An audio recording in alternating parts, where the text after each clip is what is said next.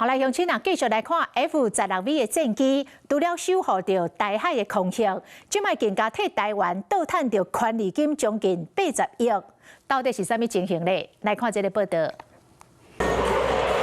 轟隆隆的聲音劃破天際 ，F-16戰機在空中展現厲害功能，唔但守護台海空域，即馬嘛替咱台灣成功賺到轉來權利金。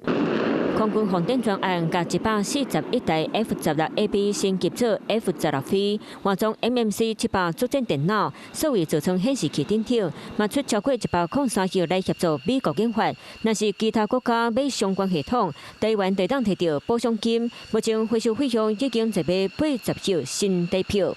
因為 F-35等這種就是新世代的戰機，由於它操作成本太高。因此，很多國家還是會維持 F-16V， 所以台灣已經回收了79億，相當於投資金額的76%。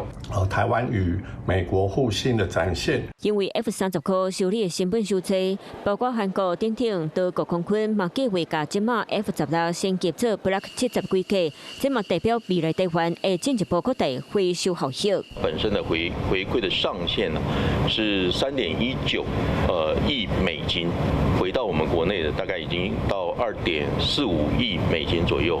為當年的研發投資到即馬甲權利金賺到轉來，國防部甲美國高層會議會處理這一條特別80億的錢，我當時會當真正入國庫。